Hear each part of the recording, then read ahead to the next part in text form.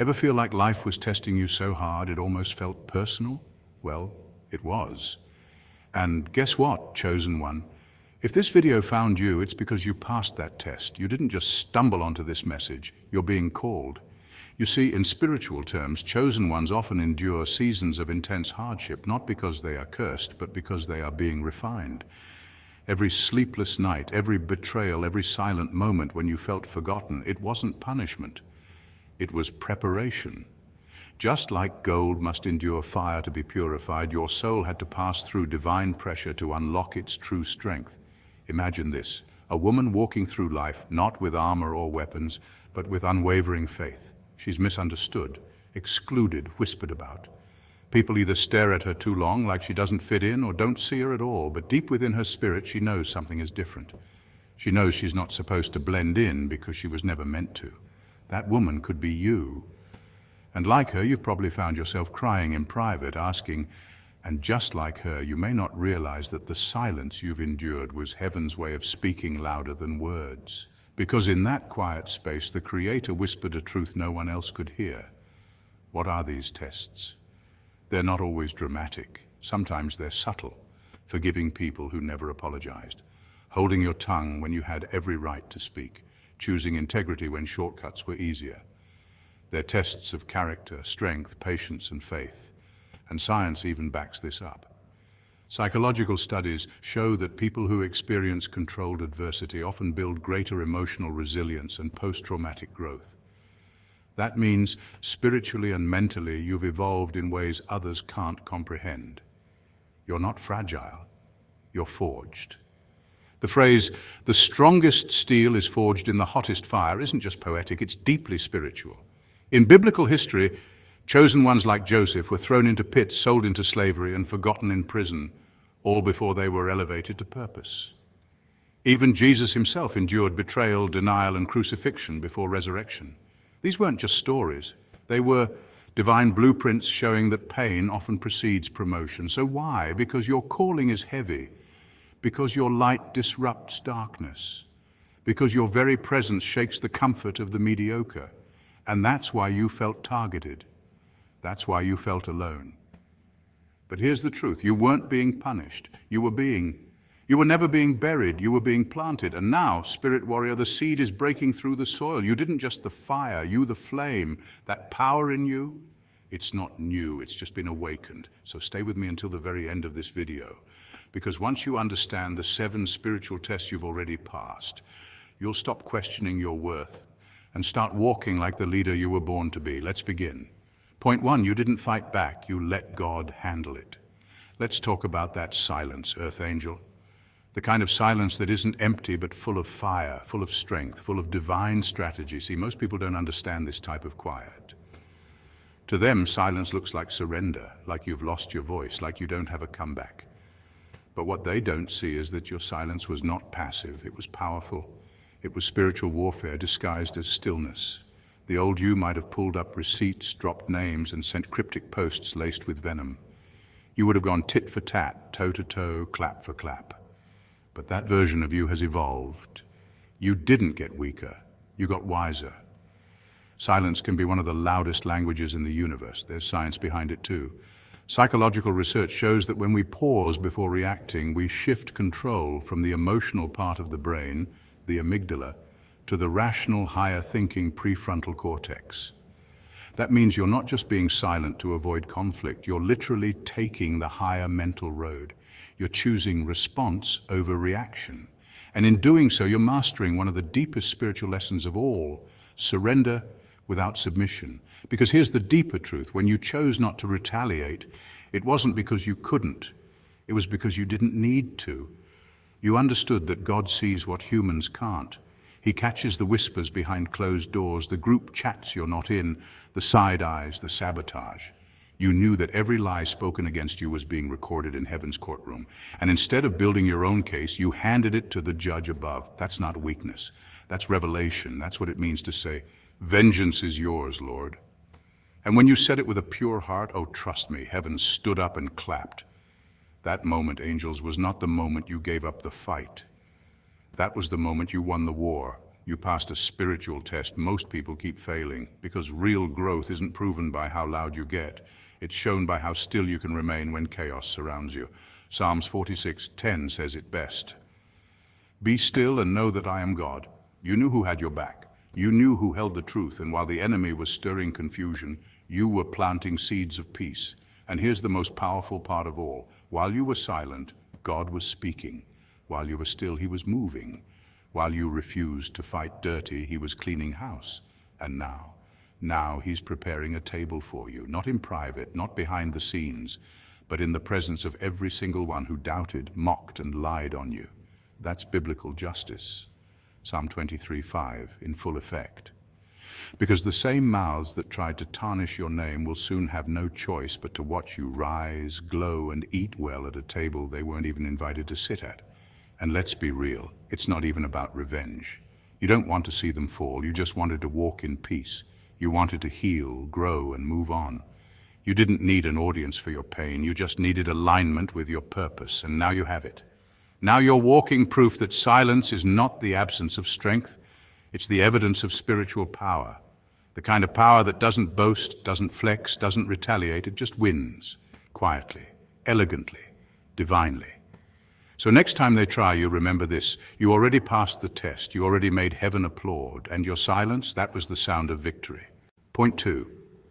You stayed grateful even while bleeding. You didn't curse the heavens when you were broke. You didn't rage at the skies or stomp your feet in defiance when life drained you of every ounce of comfort. You didn't abandon your spiritual walk just because the path got dark. While others would have drowned in bitterness or lashed out in frustration, you whispered your prayers with a cracked voice, knees trembling but still bent in reverence. You muttered, "Thank you anyway," with tears that felt like salt on an open wound, but still you said it. That, Earth Angel, is not weakness. That is divine resilience. That is sacred strength. You see, the true mark of a spiritually aligned soul isn't how loud they praise when the sun is shining, it's how they carry themselves in the storm, when the lights go out and the audience disappears. Gratitude when things are good, that's human. But gratitude when everything's falling apart, that's godly.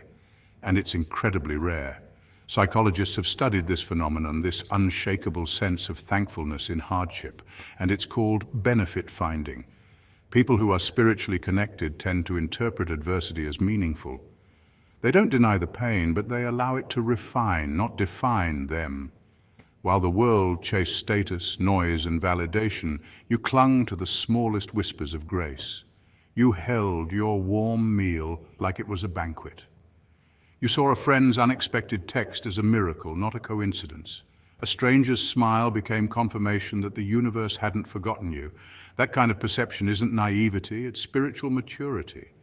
In fact, neuroscientists have found that gratitude activates the brain's reward center, releasing dopamine and serotonin.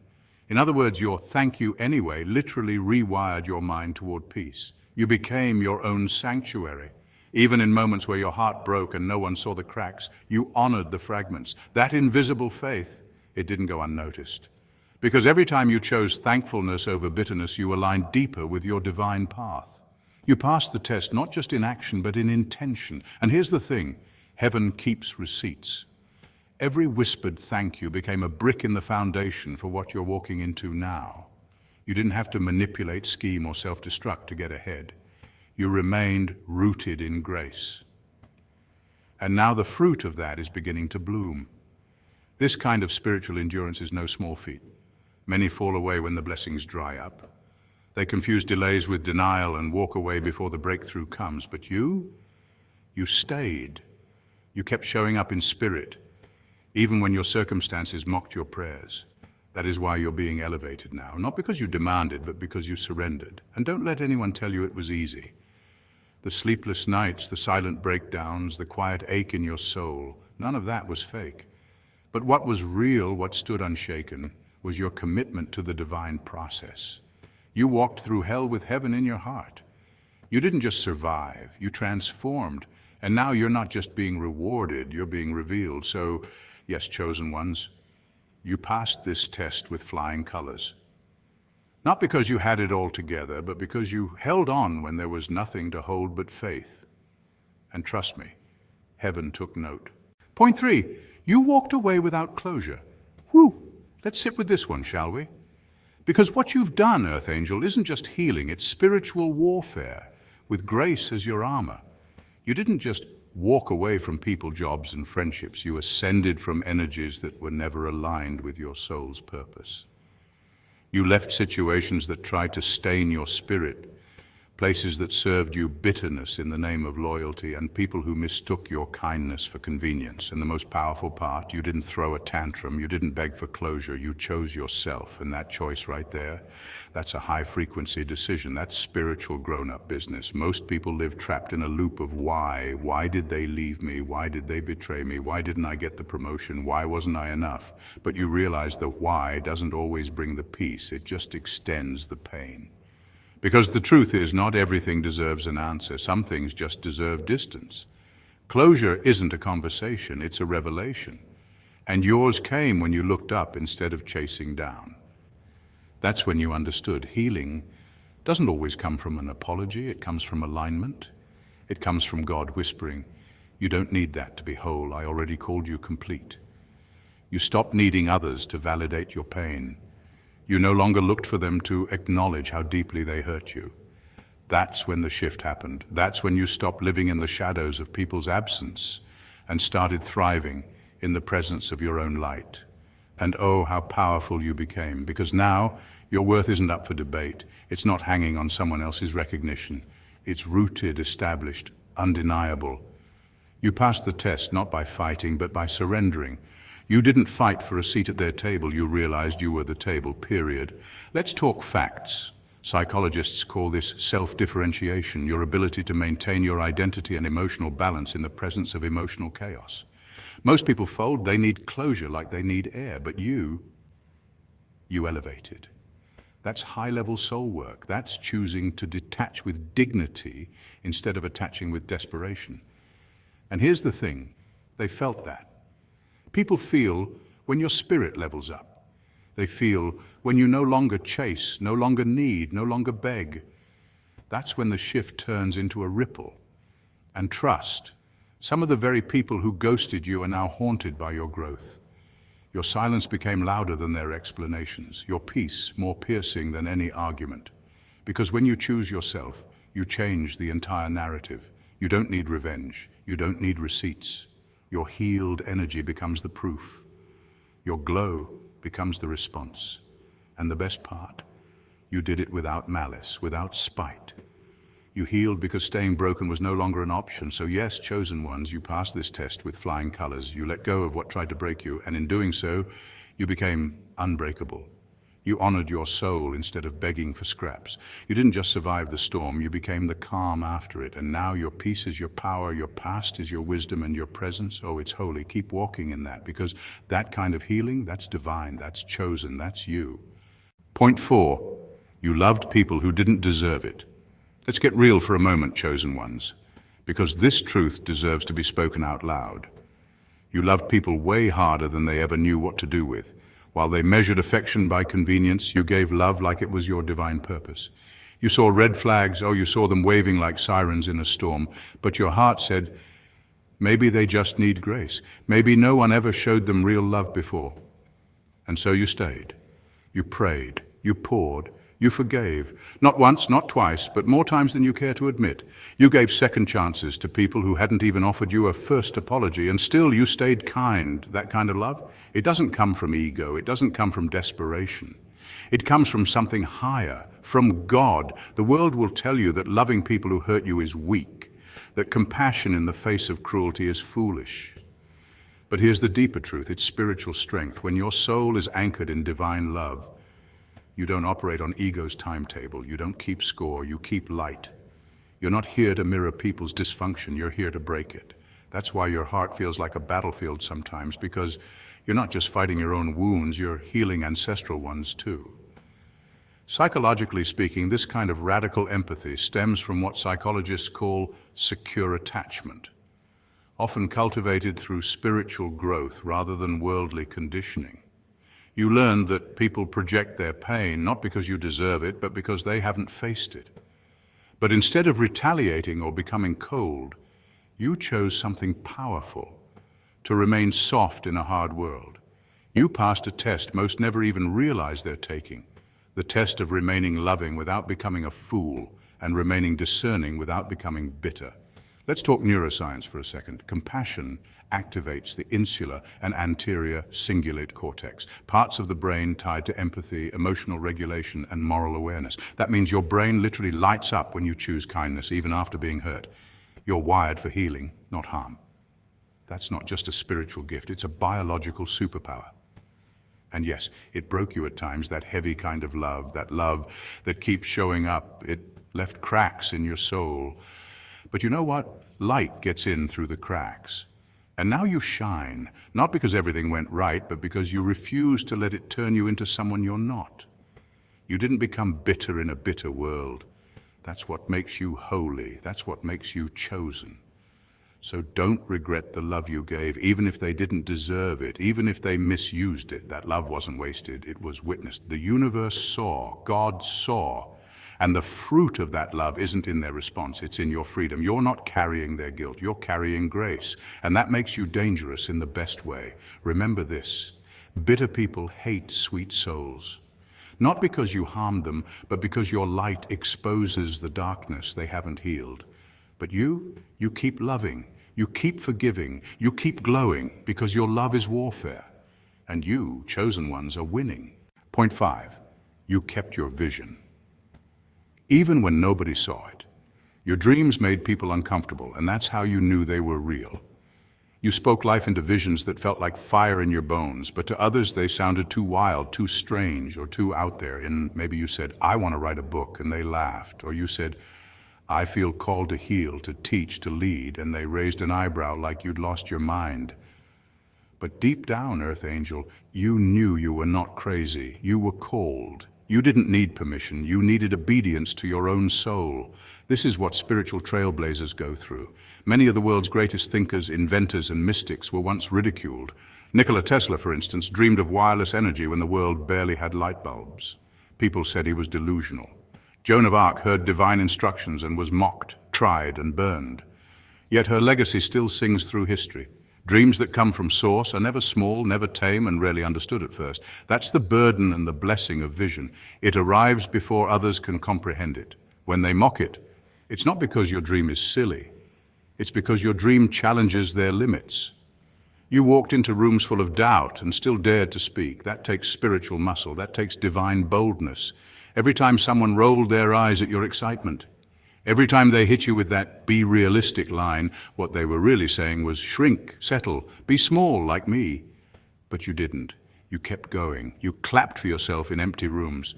You celebrated small wins nobody else saw. You whispered affirmations in the dark when it felt like nobody believed in you, not even yourself some days. And that, Earth Angel, is what faith really looks like. Faith is not some pretty Instagram quote. Faith is holding onto the vision when the world offers no evidence. It's clapping when there's no audience, planting seeds when there's no rain, and trusting that what's invisible now will become undeniable later. That's the realm of the chosen, the ones who walk by faith, not by sight. Hebrews 11:1 puts it this way. Now faith is the substance of things hoped for, the evidence of things not seen. That's the exact test you passed.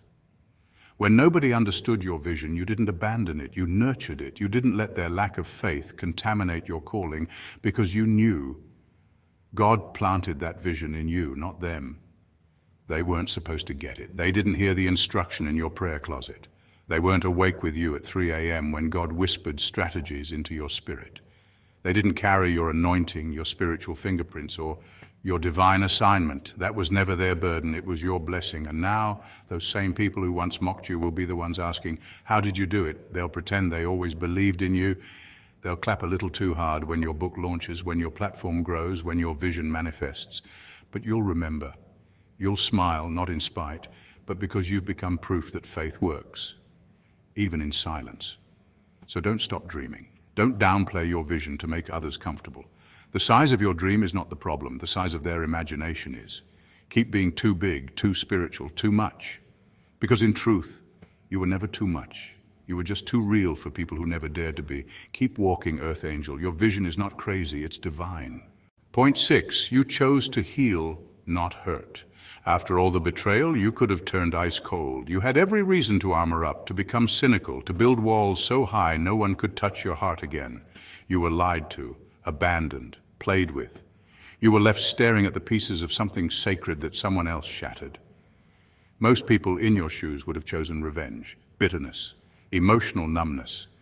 But not you, Earth Angel. You did something far more courageous. You said, "Yukdui, I don't want to bleed on people who didn't cut me." That simple yet powerful decision is what separates the chosen from the broken. You could have become a mirror of the pain that was handed to you, but instead you chose to become a vessel of light. And let's not pretend it was easy. Healing is not always soft and serene. It's often messy, raw, and lonely. You went within. You closed the door on the noise of the world and sat with yourself. You journaled through the confusion, through the grief, through the shame that wasn't even yours to carry.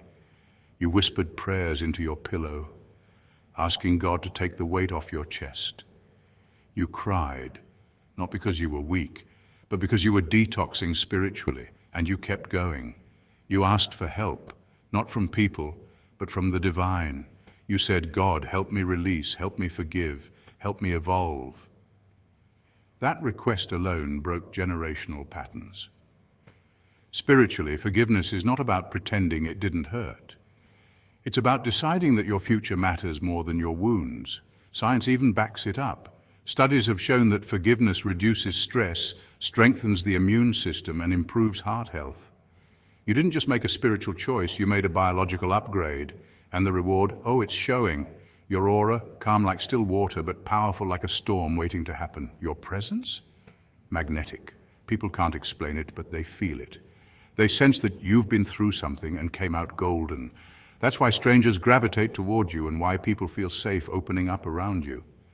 It's because your energy doesn't scream pain, it hums with purpose. Your peace is not performative, it's earned. What most don't realize is that healing is a spiritual test. It's not graded by how quickly you bounce back, but by how honestly you process, how deeply you grow, and how gracefully you evolve. You passed that test, Earth Angel. With trembling hands, tear-streaked cheeks, and unshakable faith, you chose healing over hurting. And now, your outer world is starting to catch up to your inner transformation. Opportunities are finding you. Real love is looking your way. Your glow-up isn't just physical, it's soul deep. You didn't just survive betrayal, you transcended it. And now, everything attached to your name, peace, favor, divine connections, clarity, is proof that when you heal, you don't just change your life, you shift the atmosphere. So don't be surprised when the same people who hurt you start whispering about your peace. They don't recognize you anymore, and that's okay. You weren't meant to stay at the level they left you on. You've risen. And the air up here? Pure, serene, and sacred. Keep shining, Earth Angel. You're living proof that pain doesn't have the final word. Purpose does. Point 7, you stayed awake in a sleeping world. This one right here? Major. Chosen ones, let's take a deep breath because what you've done, what you're still doing, is no small feat. You chose to stay awake in a world that practically begs people to sleepwalk through their lives. You tuned in while the majority tuned out. And that, in itself, is one of the most sacred spiritual tests a soul can pass on this earthly plane. We live in an era of mass distraction. The average human now has an attention span shorter than a goldfish, just 8 seconds. Social media algorithms are designed to hijack your dopamine, and everywhere you turn, someone's trying to sell you a lifestyle, an identity, or a belief system. Validation is the new drug, and most people are addicts without even realizing it. But you woke up, you began to recognize that the flashy illusions, those curated images, the clout-chasing conversations, the shallow connections, were all just noise trying to drown out something far more powerful, your divine truth. It didn't happen overnight. The awakening journey is messy and often painful. You probably started seeing through the fake smiles first, the way people say, "I'm fine," when their eyes scream for help. Then you noticed the masked intentions, the people who only showed up when they needed something, and the friendships based on gossip instead of growth. Your soul began to crave more. Not more attention, not more followers, but more meaning, more depth, more connection with Source. You started trading late-night scrolling for silent prayer. You swapped endless distractions for intentional presence. You noticed how the world keeps pushing speed, but your spirit began whispering, slow down, breathe, listen. And even when loneliness crept in, even when it felt like nobody understood this deep shift inside you, you didn't run back to the noise. You sat in the silence. You let your soul lead. This isn't some spiritual buzzword journey. It's neurological, it's biological. Your brain began rewiring itself as you detached from validation loops. Studies in neuroplasticity show that consistent spiritual practice and mindful awareness can literally reshape your brain.